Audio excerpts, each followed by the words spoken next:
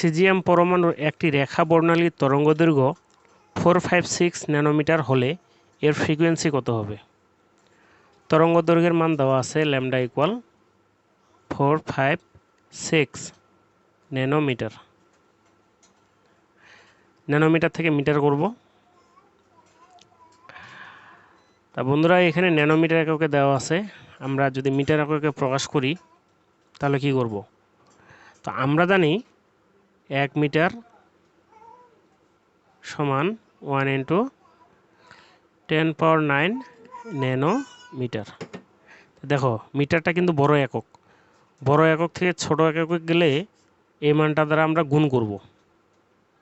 ঠিক আছে, মিটার থেকে যদি ন্যানোমিটারে যাই আমরা কি করব? এই মানটা দিয়ে গুণ করব। আচ্ছা, এখন যদি 0.5 মিটার থাকে আমরা এটাকে ন্যানোমিটার করব কীভাবে? 0.5 × 1 × 10⁹ ন্যানোমিটার। তাহলে আমি এই যে মিটারটাকে যখন ন্যানোমিটার করলাম 0.5-এর সঙ্গে এই মানটা গুণ করলাম। এখন যদি ন্যানোমিটার থেকে মিটার করি, যেমন 0.5 ন্যানোমিটার সমান কত মিটার হবে?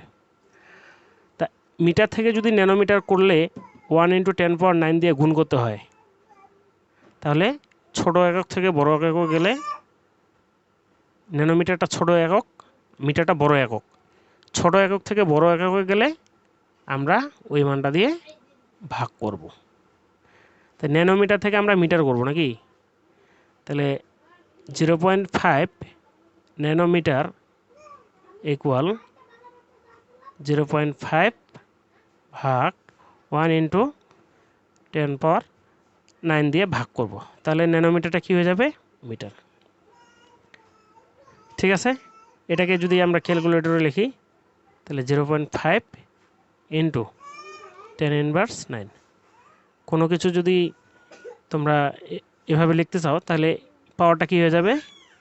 ইনভার্স হয়ে যাবে। তাহলে এটা কী হয়ে গেল? মিটার। তো এভাবে ন্যানোমিটার থেকে মিটার করলে আমরা কি করব?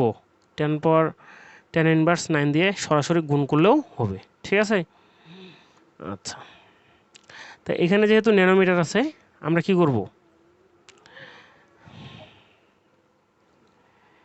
এখানে যেহেতু ন্যানোমিটার আছে আমরা 10⁻⁹ দিয়ে গুণ করলেও কী হয়ে যাবে? মিটার হয়ে যাবে। তাহলে ন্যানোমিটার থেকে মিটার যদি করি আমরা 10⁻⁹ দিয়ে সরাসরি গুণ করলেও হয়ে যাবে 10⁻⁹ মিটার। ঠিক আছে? আচ্ছা,